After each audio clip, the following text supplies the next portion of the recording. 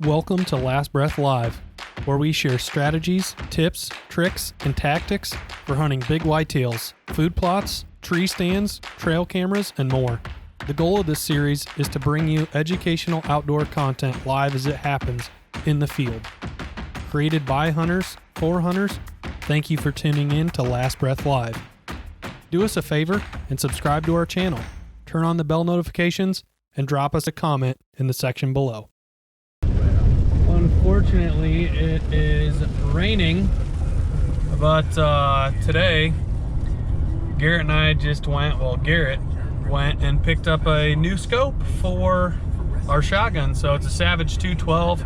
It kicks like a mother, and we've been going back and forth and looking at like 3 different scope manufacturers, and we actually just went and picked one up. I called a representative from Swamp Fox, from Bushnell, from Maven, and from Leupold, and we finally decided on one. The reason that we're doing it and went with a new scope in the first place is because our old scope, we used to be working with Nikon, and they have discontinued working in the hunting optics game, so we would have put a Nikon scope on it if they still made it, but our scope right now is 9 power, and if there's a deer at like 130, 140, 150, especially beyond 160, it's kind of a poke already with the slug gun, and we want to be able to shoot out to like 200, 210, 220, because we believe that our gun will do it, and we just want to put optic on it that matches our gun. So we wanted some more power, so we got a 4.5 to 14 power scope, so that'll be twice as much as what we have right now, and we'll be able to easily shoot out to 200 if we can make the shot, because the gun and the optics will be capable now. So we're gonna actually get out of here, go in and see Garrett. Oh. Just got off work, so pardon the work slacks, but gonna go in. It's just really lightly raining, so we're just on like the tail end of a blip, so probably in an hour we can I'm not gonna show you guys his garage code, he'd probably be pissed. We can go in here into the bone shed, and he's not in here. Must be inside. It's all our wall of hunting stuff. Wow! Wow! I'm on the phone with Jacob.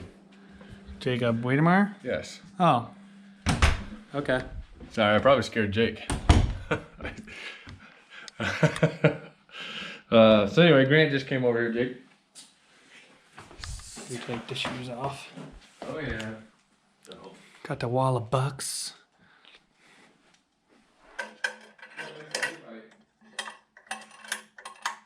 The Elite 8, as I call them. The biggest 8. Got some antelope up there, some European mounted deer. Anyway, Gonna see what he has to say, and we're gonna play with this new scope. Yeah. It's gonna be weird, isn't it? Oh, I should have got snap caps while I was there. How many deer have we killed with this? 23? 23 bucks? Not bucks. 23 deer. 23 deer. We've killed what? Probably, I don't know, 8 bucks with it? We could figure it out really quick. Figure it out. But anyway, this is our Savage 212. You want to give them the info on the gun and why you picked it? You bought it for me for my 16th birthday. So that's no, crazy. seriously, isn't that? That's crazy. 11 man. years old. That's killed a lot. So this is like the original 212, and you know how you can tell? That special insignia right there on the bottom. That's before Savage got scared and decided to take away the Indian sign like Illini and everybody else. But so that used to be Savage's symbol for years. A lot of people don't know that. No, like, so that's their original logo. But long story short, Grant and I started to get hot and heavy into hunting, and we were just like so many people, and it's not a bad gun, but I think I had a Mossberg 500 with a rifled barrel, And it shot okay, but realistically, if it was past 100 yards, I wouldn't shoot at it.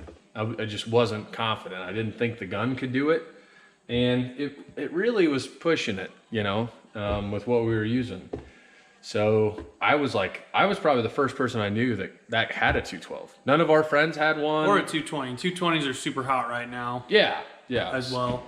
So I went to Farm King and bought this gun, bought the scope, and this is all after doing my own research. And we shot it and we were like, wow, this thing shoots awesome. And ever since then, we've kind of been hooked on it. I mean, there's some really good bolt shotguns out there. Browning makes a great bolt gun. Thompson Center has a good single shot. H&R also makes a good single shot. But for us, we use this as a single shot, really. Like most times when we hunt, we put one in the chamber and that's it. But it's the fact that it's a shotgun on a rifle chassis and it has a rifle trigger. So you combine... The Accu trigger right there is 2-stage trigger. Pretty nice. Anyway, the scope on this gun is awesome. Is great, but it's a limiting factor for our ability to kind of take it to the next level. So we needed something with a little more magnification. So this scope is only a 2x7 if you look here. A 2x7 power. So the furthest confirmed kill that we've had with this gun was... The Mirage Buck 163. Mm-hmm. Which that's far. I mean, when you're shooting that far, this reticle takes up like the entire kill zone. Rather than picking a spot, it takes up the whole area. So what we're putting on this now is a Leupold. Right here, 4.5 by 14 by 40. And this is the CDS ZL. So that means that it's got a custom turret that we'll be able to send in. And Grant actually called and spoke to a representative from there. And this is the glass. And the cool thing about this is that it's an MOA scope. So what we'll do is once we have this affixed on top of our gun, we'll be able to send in for a custom turret once we send them, you know, what our zero is, what load we're shooting. And then from there on, it'll be just gravy train. And we'll be able to make it go as far as we realistically want it to, which is about 200 yards. Yeah, so this scope will be 4.5 to 14, so it'll be twice the power of our current Slug Gun Hunter scope. And the CDS, if you buy any Leupold scope, that stands for Custom Dial System, and ZL stands for Zero Lock. So Zero Lock means you can depress this button on the dial turret at the top, and you can always, when you roll it back to zero, it'll pop out. So it'll make sure that you don't overturn the MOA back further past zero. So what are you doing now? I'm gonna level the gun. I know what you're doing, but if I can find this, there we go. So you put your gun leveler on there. On the rail. On the rail. And you get it level. And this little guy. And then you just put that on top of the scope. It's actually pretty good. That's basically making sure your bottom post is sitting straight up and down, essentially, right? That's one of the things. And make sure your reticle is perfectly in line with your action. So I've had this Wheeler leveler kit, and I'm that freak that keeps everything in the box nice and pretty. But yeah, it just, you put this is magnetic, so it'll sit like on most rails. You put it in there, make sure it's nice and level, and then you level your scope and you're set. What are you thinking? Let's check that out. Where I put everything else on there. Oh, man. It's a lot different. I just like how wow. Is eye relief good, you think? I can't believe that's a 4.5 right there. Wow. We're going to be able to kill some shit pretty far with this. Just be careful, it's not on there all the way. Yeah, I think it's pretty good. Like when I pull it up, it's right there, you know? Yeah, I mean, I don't see any black. We have, you know, I'm seeing the whole reticle.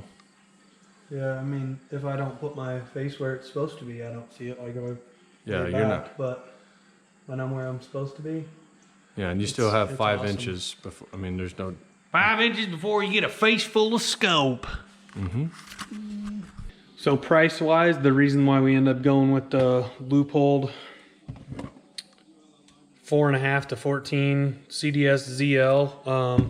So you have to pick it up from a distributor. So Garrett actually went and bought this one from Shields today, and it was 650 bucks, but it was on sale for $100. So we picked it up for like $550. $100 off. $100 off. $100 off. So we picked it up for $550. So I've bought a couple scopes from Shields. If you're like in the Western Illinois area, I'm talking about the one in Iowa City, and they've been really good about price matching me stuff. But this same scope, roughly the same specs, I called a rep from Maven, and this same scope was going to be about $1,200. So that was just too big of a financial bullet to swallow. So we ended up going with this one and splitting the costs and everything. And the Bushnell one, when I called them, a couple of the representatives were unsure on whether or not it would stand up to the 212 and a 12 gauge shotgun slug. So that's the reason that we ended up going with the loophole, because the rep was really confident. The custom dial system on the top is going to let us, have a precise. He's done it for other people. Yeah, he said he's done it for other people, whereas the people from Maven said that they had done a bunch of muzzle loaders, but a muzzle loader, for those of you guys that have shot like a high caliber muzzle loader bullet versus a 12 gauge shotgun slug, it's a lot different of a ride. It's a push versus a slap. So I think the biggest thing is like our shotgun slug is a 385 grain projectile. Like there's nothing else out there that's heavy. Most muzzleloader bullets are like 250 grains. So obviously the heavier the bullet, the thing that's leaving the barrel, the more back pressure. Right? It's kinetics. I mean, yep. It's it just is, that's what it is. You may still have the same payload of powder. Some people argue that like a 3-inch shotgun shell has the equivalent of like 150 grains of Pyrodex or whatever. You're going to use 777, but the difference is that we're having to push something that's huge, 135 grains heavier, which is a standard like rifle bullet anyway. To give on top of it. To give you guys an idea, like a 223 or like a 5.56 standard military round, like assault rifle round, is 62 grains for a 5.56. If you're shooting a 223, it's 55 grains. So ours is 385 grains. It's a lot bigger. Yeah. So, like you said, a recap on the price. The Maven version of this would have been about $1,200. We got this one for $550 at Shields, which is a local sporting goods store here in the Midwest.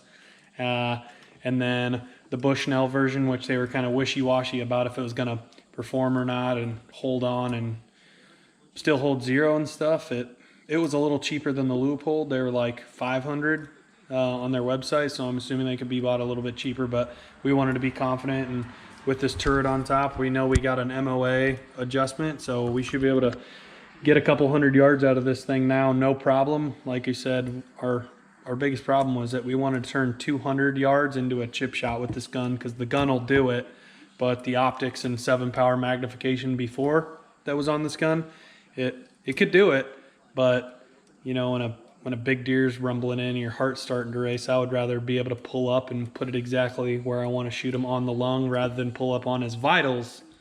So that's the reason we ended up going with this. All right, so we're in the back cave, aka Garrett's office. And this is the nice thing about the CDS system, which is, again, it stands for the custom dial system. So once you order a loophole scope and you want to put a turret on it, you just go through, you put your serial number in, your cartridge for 12 gauge, you put in your slug, you put in the weight of your slug, the ballistic coefficient, the muzzle velocity, the average altitude, so they're actually taking your distance above sea level into account, the average temperature, so plus or minus 20 degrees, so it'll be shotgun season, so it'll be cold, so it'll be good between 20 and 60. Our zero, we want it to be sighted in at 0, and it's 2 inches from the dead center of the scope to the dead center of our barrel. So that's all. So we should get that custom turret within like 2 weeks, and then be deadly for a long time with the scope. So thanks for following along today.